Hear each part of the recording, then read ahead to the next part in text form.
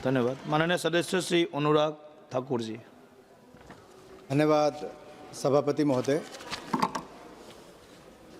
मैं अपनी पार्टी का आभार प्रकट करता हूं कि जिन्होंने मुझे इस रेजोल्यूशन के खिलाफ बोलने का अवसर दिया है, क्योंकि पिछले 12 वर्षों में विपक्ष ने जिस तरह से देश के संविधान, लोकतांत्रिक व्यवस्था, संवैधानिक संस्थाओं के खिलाफ एक षड्यंत्र रचने का काम किया है, बदनाम करने का काम किया है, अपमानित करने का काम किया है, किसी छिपा नहीं है। लेकिन हमारा लोकतंत्र इतना मजबूत है और देश के मतदाता इतने जागरूक हैं कि विपक्ष का कोई भी ऐसा षड्यंत्र हो, ऐसा कोई झूठ हो, असत्य हो, उसको धराशायी बार बार करते हैं, चाहे वो चुनाव में हो या सदन में हो। मुहावरा ना कि झूठ के पाँव नहीं होते, और ये झूठ का पुलिंदा, ये असत्य का पुलिंदा जो विपक्ष बांध कर लाया है, एक के बाद दूसरे हमारे सभी वक्ताओं ने, निशिकांत जी ने, रविशंकर जी ने, सब ने ये झूठ का पुलिंदा उन्हीं के कंधों पर बांधकर वापस भेजा है। यही नहीं, आज पूरा सदन माननीय स्पीकर ओम बिरला जी के साथ खड़ा है, और आप जितने भी भाषण अभी तक देखेंगे, सबने कहा है कि वो ओम बिरला जी की सराहना करते हैं, उनके व्यवहार से संतुष्ट हैं, उन्होंने उनको बोलने का मौका दिया, चाहे वो कांग्रेस का था, समाजवादी पार्टी का था, तृणमूल का था, किसी भी दल का था, हर किसी ने आज ओम बिरला जी के पक्ष में कहा है कि उनको बोलने का अवसर दिया गया।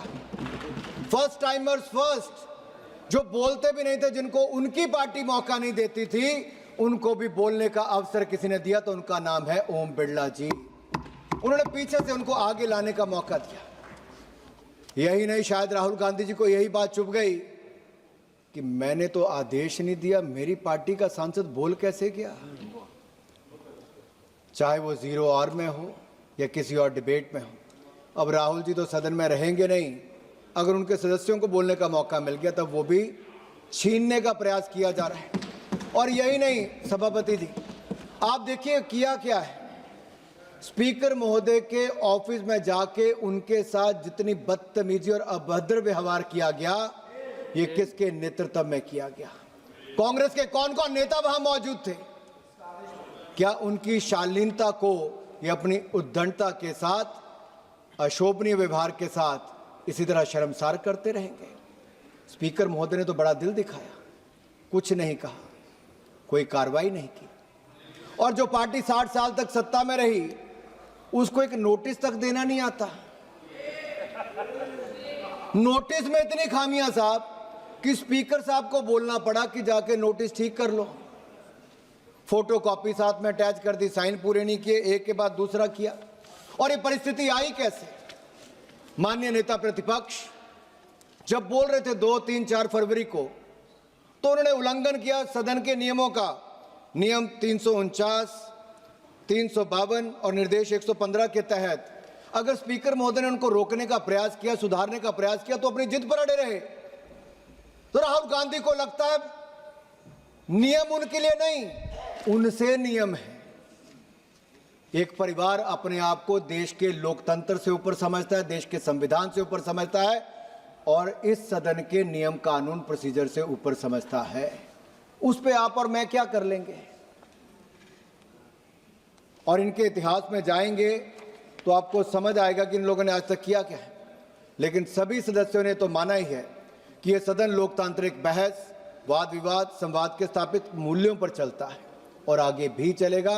हम उसके लिए तैयार हैं और माननीय स्पीकर महोदय के साथ पूरे कंधे के साथ कंधा मिलाकर खड़े हैं। पंडित नेहरू जी ने इस सदन में क्या कहा, 1954 में, 1966 में क्या कहा, और फिर 1987 में राजीव गांधी जी ने क्या कहा, वो श्रीमान राहुल गांधी जी और प्रियंका गांधी जी को तो जरूर पढ़ना चाहिए, क्योंकि उनकी पार्टी के नेता और इस देश के पूर्व प्रधानमंत्रियों ने क्या स्टैंड इस पे लिया था।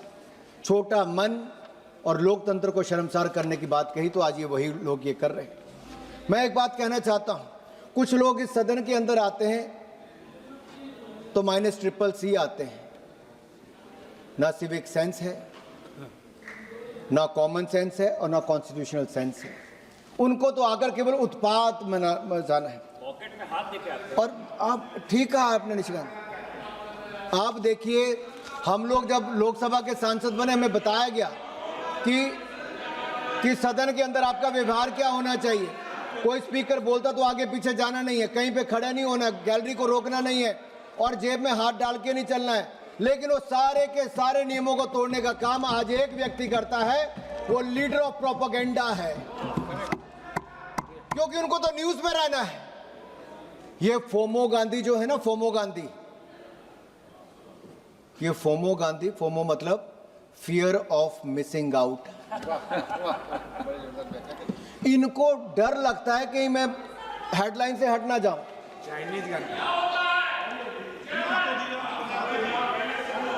आपको दिक्कत है फोमो से? इस पे कोई डाउट है? जब सदन चलता है तब बोलते नहीं, बाहर जाके कुछ भी बोलते हैं। इतना जरूर कहूंगा सर, ये सदन रूल बुक से चलेगा, सोरोस की टूल किट से नहीं चलेगा। ये जो बाहर से विदेशों से इनको लिख कर आता है कि उसकी टूल किट, वैसा नहीं चलेगा। माननीय प्रधानमंत्री जी ने 4-5 दिन पहले कहा कि ओम बिरला जी के विषय में बताते हैं प्रधानमंत्री जी कि अहंकारी और उत्पाती छात्रों को ठीक करना ओम बिरला जी को आता है। और ये अहंकारी उत्पाती छात्र कौन है? एक बड़े घराने से आने वाले छात्र ने खुद तो पिटीशन पे साइन नहीं किया। मैं आपसे पूछता हूं कि उन्होंने पिटीशन पे साइन किया क्या? उत्पाती छात्र ने नहीं किया। उनके दूसरे ने किया, उन्होंने भी नहीं किया, लेकिन आपको आगे कर दिया। और दूसरा पिटीशन पर साल तारीख सब कुछ गलत लिखते गए। और सर यही नहीं, वो कहते हैं उन्हें प्रिंसिपल नापसंद है क्योंकि प्रिंसिपल स्कूल में पढ़ाई चाहता है। ये कहते हैं प्रिंसिपल कर्तव्य के प्रति ईमानदार है क्योंकि प्रिंसिपल को अनुशासन पसंद है। प्रिंसिपल रूल बुक के हिसाब से स्कूल को चलाना चाहता है। प्रिंसिपल इन अहंकारियों उत्पातियों के सामने झुकता नहीं क्योंकि प्रिंसिपल ने कह दिया है कि स्कूल को मर्यादा से चलाऊंगा, परंपरा से चलाऊंगा, इन बड़े घर वालों के आगे झुकूंगा नहीं, रूल बुक से ही इसको चलाऊंगा। तो सुन लीजिए, आप में से किसी को अगर प्रिंसिपल पसंद नहीं तो आप स्कूल बदल सकते हैं क्योंकि प्रिंसिपल तो ओम बिरला जी ही रहने वाले हैं।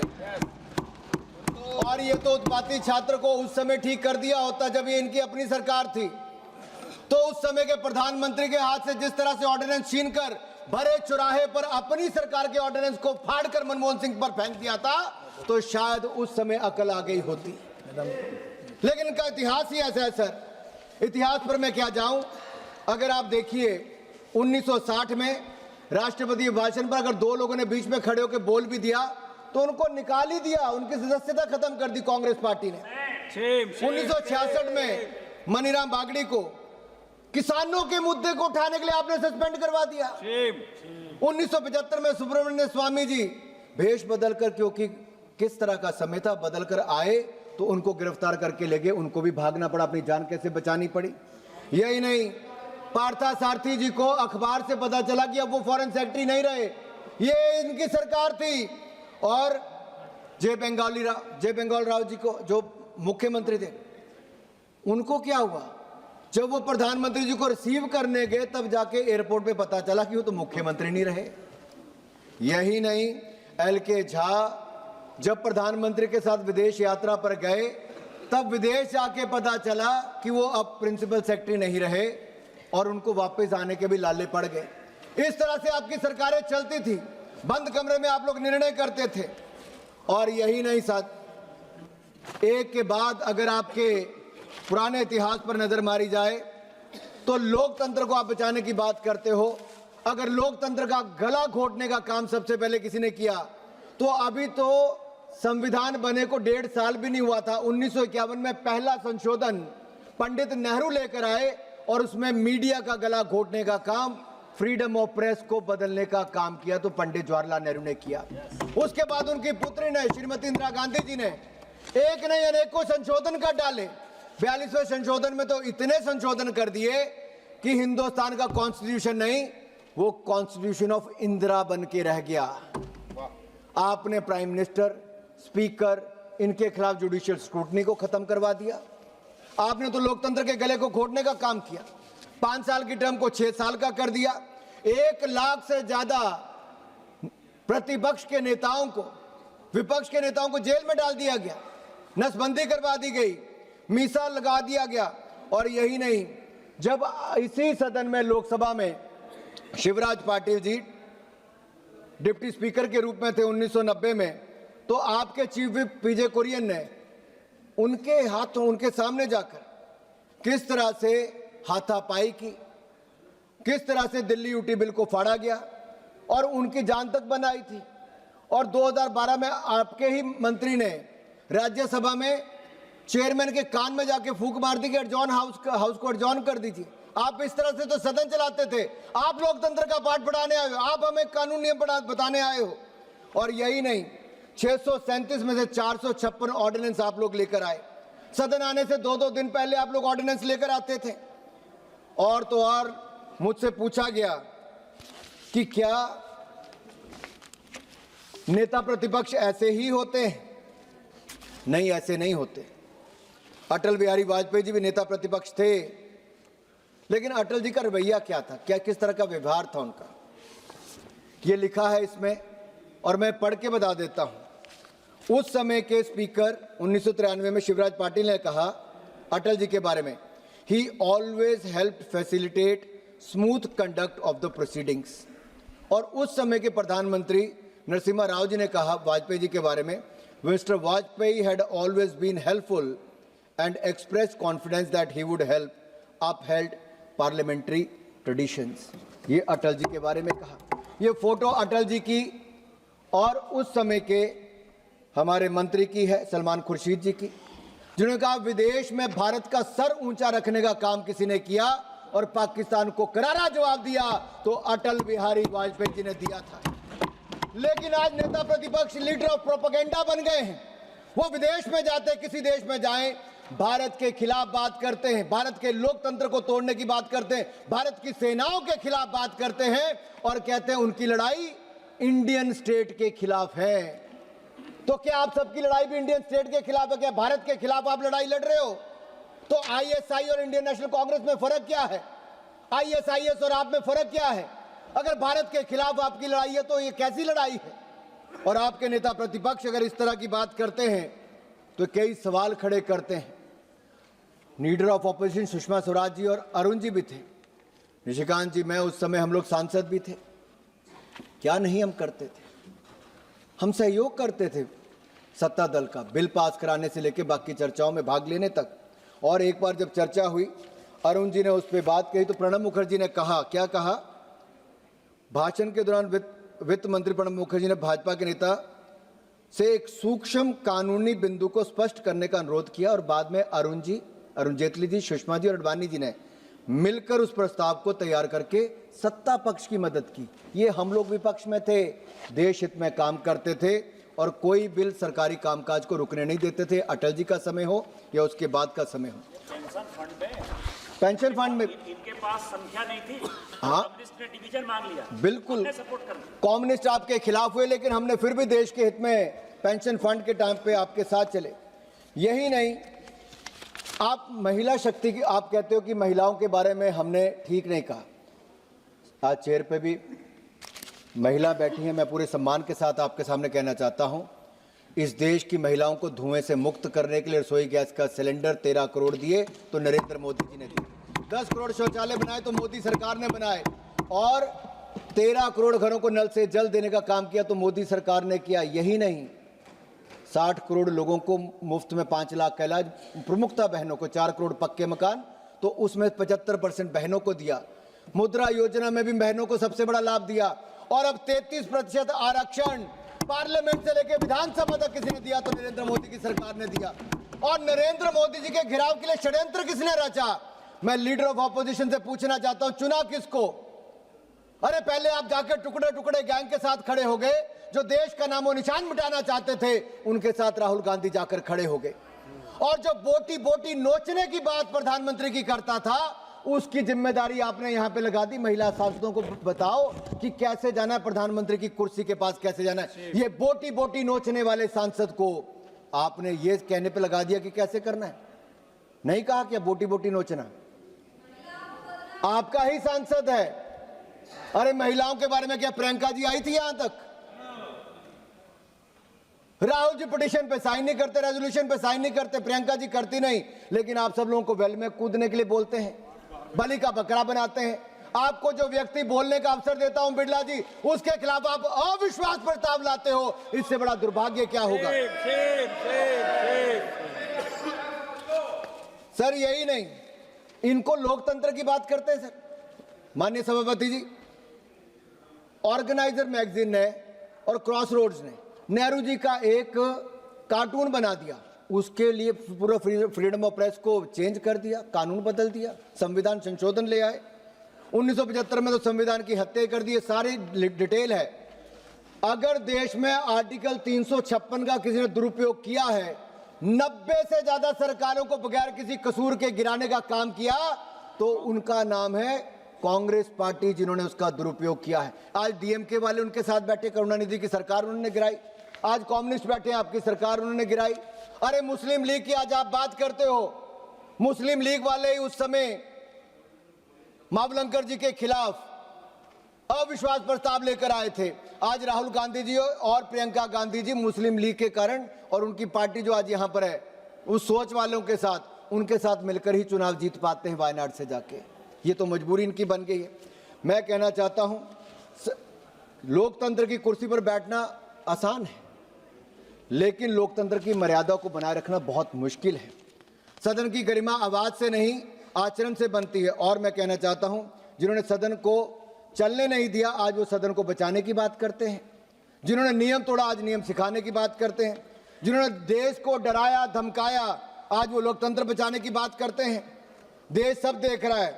Sir, this motion is not against the speaker, this motion is against discipline, this motion is against procedure, this motion is against equality, this motion is against one person, not against one person. This motion is against the idea that parliament must function. The country must decide who stands with parliament and who stands with disruption. मैं कुछ बातें यहां पर और आपके सामने जरूर रखना चाहूंगा। ये जो विपक्ष कह रहा था कि केवल उनकी बातों को डिलीट किया गया, मैं अपनी स्पीच को लाया, बहुत महत्वपूर्ण विषय पे स्पीच है, और उस स्पीच पे 11 लाइनें मेरी काटी गई। हमने तो ये नहीं कहा कि मेरे साथ भेदभाव हुआ। बाकी अन्य सांसद, निशिकांत जी आपकी भी कटती होगी, बाकी संजय भाई की भी इनकी कटती होगी। अगर कटती है तो जो स्पीकर को ठीक लगता है, चेयर पे बैठे को ठीक लगता है, वो कटती हैं। लेकिन आप ये कहना कि पक्षपात किया, नहीं, बिल्कुल पक्षपात नहीं किया। यही नहीं, अगर आपकी संख्या बल कम है, उसके बावजूद 56% टाइम विपक्ष को बोलने का मौका दिया, यह भी ओम बिड़ला जी ने दिया है। निष्पक्षता की बातें और भी बहुत है, लेकिन कुछ लोग हैं जिनका काम केवल आरोप लगाना है, फिर माफी मांगना है, और वो माफी मैन राहुल गांधी जी यहां पर नहीं है। माफी मैन ने कहा कब कब माफी मांगी? आरएसएस पर झूठे आरोप लगाए तो माफी मांगी, गांधी असैसिनेशन केस की बात करो तो माफी मांगी, चीन के मुद्दे पे तो माफी मांगी, मोदी सरनेम पे माफी मांगी, चौकीदारों से माफी मांगी, जब जब देखो राफेल पे तो माफी मांगी। अरे इस अविश्वास प्रस्ताव पर भी जिस तरह से आपने सावरकर जी के मुद्दे पे भी माफी मांगी, आज जब अविश्वास प्रस्ताव भी औंधे मुंह गिरेगा तो श्रीमान राहुल गांधी को एक बार फिर माफी मांगनी पड़ेगी। ये माफी मैन को माफी बनाने के लायक ये टूल किट जो आपको मिलती है सोरस से और अंकल सैम से, ये आपका काम केवल हिंदुस्तान को दुनिया भर में बदनाम करने का हो गया है। लेकिन नीयत बुरी हो तो वक्त लेता है मुंह फेर, नीयत बुरी हो तो वक्त लेता है मुंह फेर, हर एजेंडा हो जाता है ढेर, और कहने को आए बड़े बब्बर शेर। बब्बर शेर कहां के बब्बर शेर? ये राहुल गांधी जी का एजेंडा देखिए, ये बार बार गोल पोस्ट चेंज करते हैं अध्यक्ष महोदय। कभी कहते हैं चौकीदार चोर है, कभी कहते हैं इलेक्शन कमीशन में खोट है, कभी राफेल का मुद्दा लाते हैं, कभी पैगासस का लाते हैं, कभी कुछ कहते हैं, कभी स्पीकर पर आरोप लगाते हैं। अब जब इस पे कल चर्चा होनी थी तो इन्होंने पूरा सदन नहीं चलने दिया। क्यों नहीं चलने दिया? क्योंकि कल कहते थे हमें विदेश नीति पर लाना है, जब विदेश नीति की बात आएगी तो कहे हमें इलेक्शन कमीशन पे आना है। मूल बात यह है, इनको चर्चा से भागना है, झूठे आरोप लगाने हैं, केवल सुर्खियों में बने रहना है और इन्हें कुछ नहीं करना है। ये इन्होंने अपने नेताओं के साथ क्या किया? नरसिम्हा राव जी का उदाहरण देखिए, देश के प्रधानमंत्री थे, कांग्रेस पार्टी से आते थे, अटल जी ने पूरा मान सम्मान दिया, लेकिन उनकी मृत्यु के बाद और उनके जीते जीते भी सोनिया गांधी जी हो या कांग्रेस पार्टी, उनको जितना अपमानित करने का काम किया वो कांग्रेस पार्टी ने नरसिम्हा राव के साथ किया। सीताराम केसरी जी की लुंगी या धोती खोलने का काम किसने किया? इन्होंने किया अपने पार्टी के नेता के साथ किया। भाई धर्मेंद्र जी थे इनके राष्ट्रीय अध्यक्ष थे। भाई आप क्या कहते हो?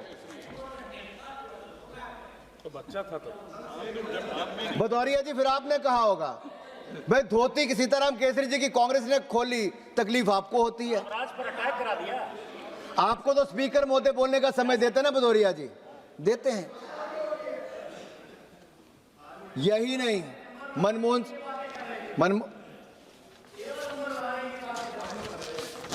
मैं नंबर नहीं बढ़ा रहा, मैं आपको याद करवा रहा हूं, क्योंकि नेताजी जब इस सदन के, क्योंकि धर्मेंद्र जी ने कहा नेताजी बार बार चीन की बात करते थे, मुलायम जी करते थे, ये आज के समाजवादी पार्टी के लोग भूल गए हैं। ये कांग्रेस की बात करते हैं, ये उसी कांग्रेस की बात करते हैं जिन्होंने 38,000 स्क्वायर किलोमीटर भारत का चीन को कब्जा करने दिया। उस पे समाजवादी पार्टी चुप रहती है, पूरी की पूरी समाजवादी पार्टी चुप है। धर्मेंद्र यादव चुप है, अखिलेश यादव चुप है, अनंत भदौरिया चुप है। क्यों चुप है? अरे इनको बोलने मत दो। मोहब्बत की दुकान लेके चल रहे हैं धर्मेंद्र। अरे बोलो छोड़ो, उसको क्यों बोल रहा है? आप बैठिए, बाद में पहले बोलने दीजिए। बैठिए, आप बैठिए प्लीज। बैठने दो उसको। माननीय सदस्य बोलिए आप। नहीं दिया आपको। माननीय सदस्य आप बोलिए। माननीय सभापति जी, जब आप बैठिए। सुनिए, अरे बर्दाश्त करो। इनके जितने स्पीकर आए कांग्रेस के कसीदे पढ़ रहे थे। मैं आपसे पूछना चाहता हूं, अगर आपको पूरा कांग्रेस की अटैची बन गए। हाँ उनके, और यही नहीं माननीय सभापति, देखिए दुर्भाग्य क्या है, वो चीन जिसने भारत का 38,000 स्क्वायर किलोमीटर नेहरू जी के समय छीन लिया, जब जब इनकी सरकारें रही वो कब्जे करते चले गए। और आरोप कौन लगाता है? राहुल गांधी जी हमारे ऊपर लगाते हैं, उस सरकार के ऊपर जिस सरकार में 1 इंच भूमि भी चीन को नजर भी नहीं रखने दी गई। और यही नहीं, हमें याद होगा संजय जी, मेघवाल जी, निशिकांत जी, हम सब लोग पिछले 4-5 टर्म से इसी सदन के सदस्य हैं। जब कांग्रेस की सरकार थी तब हमें कहा जाता था चीन पे प्रश्न मत पूछना, इंफ्रास्ट्रक्चर पे मत पूछना। हम पूछते थे क्यों? कहते चीन बुरा मान जाएगा। यहां तक कि पंडित नेहरू ने तो पीटीआई के एक वरिष्ठ पत्रकार को इसलिए निकलवा दिया, रोक लगवा दी कि चीन बुरा मान जाएगा। यूनाइटेड नेशन सिक्योरिटी काउंसिल का भारत की सीट चीन को दे दी कि चीन बुरा मान जाएगा। अरे यही नहीं, दलाई लामा जी को शरण यहां पर लेनी पड़ी, लेकिन उनके वहां पर आक्रामक चीन को करने दिया कि कहीं हमारे से युद्ध ना हो जाए, चीन बुरा मान जाएगा। और चीन का दौरा करके आए तो सारी बातें सबसे पहले लेडी माउंटबेटन से शेयर करें। ये नटवर सिंह जी ने अपनी किताब, सॉरी माननीय सदस्य प्लीज आप चेयर को एड्रेस करें। नहीं, मैं नहीं कह रहा, नटवर सिंह जी ने अपनी किताब में लिखा है कि लेडी माउंटबेटन को जाकर बताया पंडित नेहरू जी ने कि चीन में क्या क्या बात हुई। अब ये मैं तो बता नहीं सकता, नटवर सिंह जी कांग्रेस के सांसद थे, मैं क्या बताऊंगा, किताब में लिखा है। वो उस वक्त प्रधानमंत्री जी के सहायक थे, नेहरू जी के सहायक थे, आए थे सब। और लिखा भी किसने? नटवर सिंह जी, जो इनके परिवार के नजदीकी, पार्टी के नजदीकी और नेहरू जी के सहायक, वो लिख रहे हैं, मैं नहीं लिख रहा। और मैं इतना ही कहूंगा माननीय सभापति जी, ये विदेश जाते हैं राहुल जी, बार बार चीन के कसीदे पढ़ते हैं, चीन की हार्मनी की बात करते हैं। ये देश माओतंत्र से नहीं लोकतंत्र से चलेगा। आप जितनी मर्जी चीन की तारीफ कर लीजिए। बाहर गए, अमेरिका में जाके किससे मिले? जो भारत को बर्बाद करने की बात करते हैं, जो भारत को एक ही नहीं मानते। और वहां पे जाके क्या कहा? भारत में सिखों को पगड़ी पहनने पर रोक, गुरुद्वारे जाने में मुश्किल, कड़ा पहनने में मुश्किल। मैं बिट्टू जी यहां पर बैठे हैं, पूछना चाहता हूं, क्या बिट्टू जी गुरुद्वारे जाने पर रोक है क्या? अरे गुरुद्वारा तो आप छोड़ आए थे पाकिस्तान में, करतारपुर कॉरिडोर, करतारपुर लांघा किसी ने बनाने का काम किया तो नरेंद्र मोदी की सरकार ने काम किया है। अरे सिखों की पगड़ी को आपने रौंदा था, सिखों का कत्लेआम किया था, सिखों की माता बहनों के साथ अत्याचार बलात्कार की घटनाएं आपके समय हुई। इंदिरा जी की हत्या के बाद राजीव गांधी जी ने कहा बड़ा पेट गिरता है तो धरती हिलती है, और आबरू लुटने दी गई, शर्म करो। आबरू लुटने दी आपने, सिखों को न्याय नहीं दिलाया। और जब हमारी सरकार में एक सिख मंत्री बिट्टू जी सदन के अंदर आने लगे तो उनको कह दिया गद्दार। ये कैसी भाषा है? कितना अपमान सिखों का करोगे? ना 84 के दंगों का न्याय दिलाया, कत्लेआम अलग करवाया और वर्षों तक इंतजार करवाया, और प्रधानमंत्री मनमोहन सिंह बने तो उनके ऑर्डिनेंस को फाड़कर एक सिख प्रधानमंत्री का भी अपमान किया तो श्रीमान राहुल गांधी ने किया था। सिख समाज से माफी मांगनी चाहिए। हम तो अफगानिस्तान से पूरे सिख समुदाय को भी लाए और गुरु ग्रंथ साहब को भी वहां से पूरे मान सम्मान के साथ लेकर आए। हेमकुंड साहब तक रोपवे बनाया तो हमारे प्रधानमंत्री नरेंद्र मोदी जी बनवा रहे हैं। यही नहीं, 550वां प्रकाशोत्सव गुरु नानक देव जी का हो, 400वां हो, उसके बाद जाकर 350वां गुरु तेग बहादुर जी का हो, या फिर साहबजादों की शहादत की बात हो, उसको पूरे देश ने मान सम्मान के साथ मनाया तो हमारी सरकार ने सिख समुदाय के साथ मान सम्मान, उनकी खुशी में भी हम शामिल हुए और उनको उनके अधिकार दिलाने में भी हम लोगों ने काम किया, प्रधानमंत्री मोदी ने किया है। इनसे हमने सीख रहे हैं, जिन्होंने सिखों के गले कटवाए। और इन्होंने क्या कहा सभापति जी, मुझे इस बात का खेद है, पंजाब और हिमाचल के और उत्तराखंड के और राजस्थान, हमारे 4-5 राज्यों के लोग डोकलाम में थे। राहुल गांधी जी ने कहा कि चीन की सेना ने हमारे सैनिकों की पिटाई की। नहीं, सच्चाई यह है कि पहली बार इतनी खुली छूट थी कि भारतीय सेना के जवानों ने चीन को इतना मारा है, चीन के सैनिकों को, कि वापस आंख उठाकर नहीं देखा। और मैं ये कहना चाहता हूं, उसमें सिख परिवारों से आने वाले भी सैनिक थे। मेरी अपनी लोकसभा क्षेत्र का, अपने जिसमें वार्ड में मैं रहता हूं, वहीं का एक युवा भी शहीद हुआ। ये कैसी बातें करते हैं? इन्होंने सेना का कभी सम्मान किया नहीं, अपमान ही किया है। ये सरेंडर की बात करते हैं। अरे 38,000 किलोमीटर देके सरेंडर आपने किया था चीन को, 38,000 स्क्वायर किलोमीटर को। 93,000 सैनिक हमारी गिरफ्त में थे, सरेंडर आपने किया था पाकिस्तान के आगे। यूनाइटेड नेशन सिक्योरिटी काउंसिल की सीट देके सरेंडर आपने किया था, सरेंडर मोदी जी ने नहीं किया। मोदी जी ने तो अपनी सेना के आर्मी चीफ को खुली छूट दी कि जो उचित लगे वो करो, सेना को खुली छूट देने का काम हमने किया है।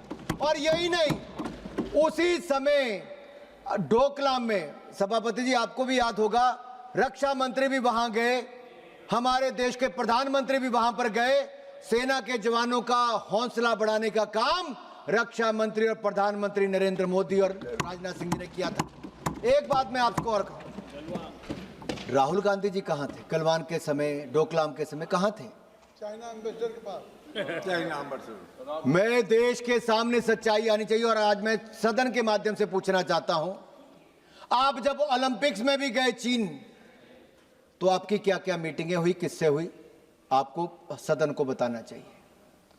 जब देश के ऊपर अतिक्रमण करने का प्रयास किया जा रहा था, हमारी सेना के जवान मुंह तोड़ जवाब दे रहे थे, तब आप बंद कमरे में चीन के एम्बेसडर के साथ क्या कर रहे थे? आपने उस समय क्या किया और क्या लिया और क्या दिया?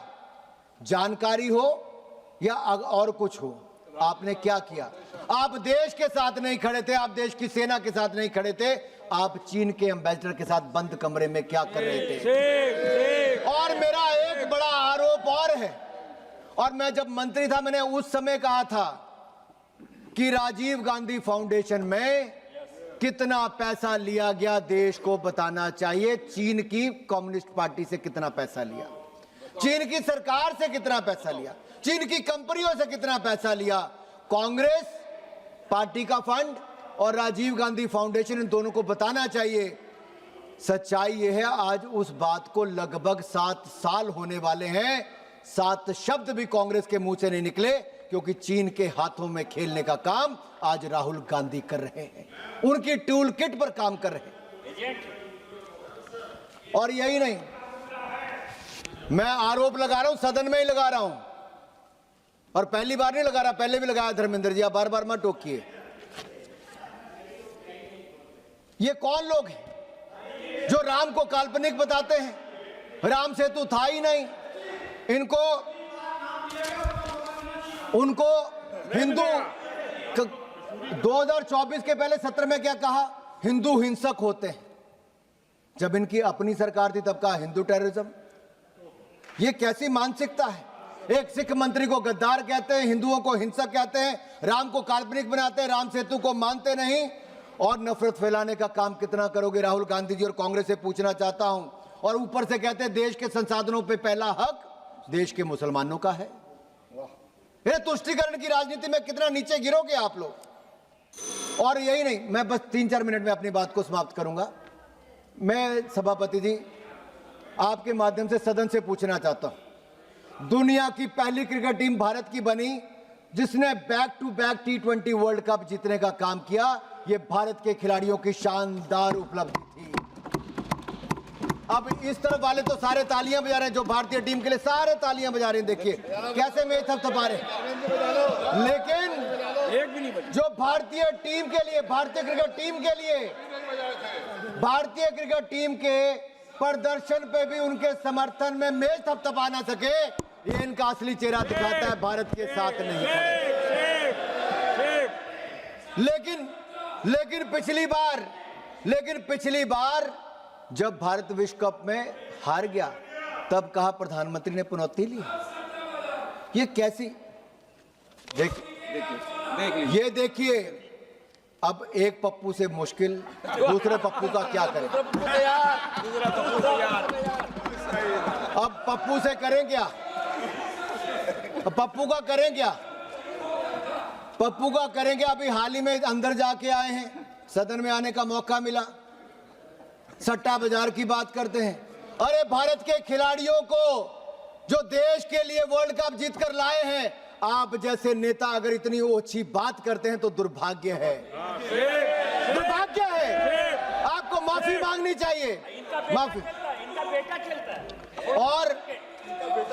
और सट्टेबाजी में धकेल। सभापति महोदय, मैं आपको याद कराना चाहता हूं, इनका कसूर नहीं है। लालू जी का बेटा भी क्रिकेट खेलता था। अब टीम में 11 ही खिलाड़ी खेलेंगे। जो बाहर बैठा कोई तौलिया लेके जाएगा, कोई पानी लेके जाएगा, और टीम का हिस्सा होता है। जब पैसा भी मिलता है, इनाम राशि सब में बराबर बंटती है। मैं पूछना चाहता हूं, उन्होंने कहा मेरा बेटा तौलिया लेके जाता था, पानी लेके जाता था। भाई टीम का हिस्सा था, इस बात की खुशी नहीं थी। उनको अहंकार था तो मेरा बेटा टीम में खेलना चाहिए। जैसे राहुल गांधी जी को अधिकार है कि प्रधानमंत्री का पद तो इनके लिए ही बना है, ऐसे उनको लगता है कि बेटा नहीं खेल पा रहा तो भाई सबकी सेटिंग है। अरे भारतीय टीम ने शानदार प्रदर्शन किया, हमें गर्व है। हम गर्व से कहते हैं भारतीय टीम ने शानदार। यही नहीं, ये तो भारत को एक नहीं मानते, भारत को तोड़ने की बात करते हैं। इन्होंने तो कह दिया, विदेश में जाके क्या कहा कि भारत में ऐसा खतरा मंडरा रहा है कि आदिवासी हो, दलित हो, अल्पसंख्यक हो, वो विद्रोह में शामिल हो सकते हैं, ISIS जैसे बन सकते हैं। फिर राहुल गांधी जी का बयान।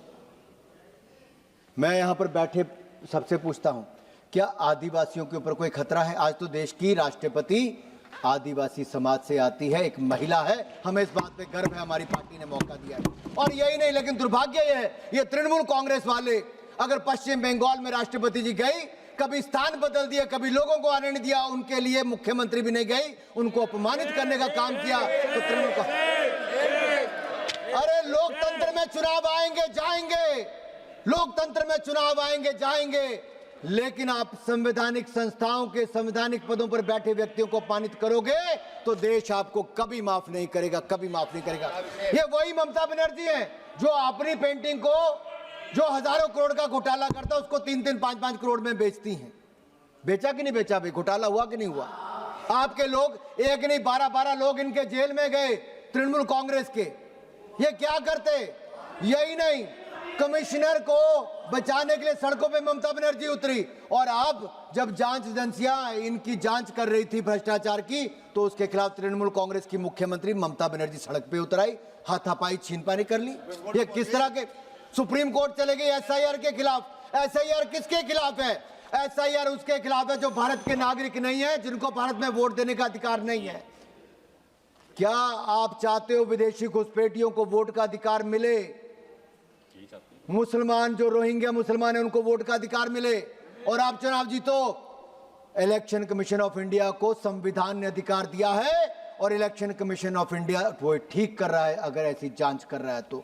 और मैं एक कहूंगा, आपके समय तो आपने चंगू मंगू को इलेक्शन कमीशन लगाकर इलेक्शन कमीशन ऑफ इंडिया को पंगू बना दिया था। चंगू मंगू क्यों कहता हूं? एक को इलेक्शन कमीशन में लाए तो बाद में आपने मंत्री बनाया कि नहीं बनाया MS गिल जी को? टॉयलेट से खबर करता था। और वो नवीन चावला था जो टॉयलेट से खबर करता था, संजय जी, वो नवीन चावला था।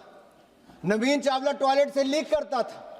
रिमोट कंट्रोल से आप प्रधानमंत्री मनमोहन सिंह को भी चलाते थे और रिमोट कंट्रोल से इलेक्शन कमीशन को भी चलाते थे।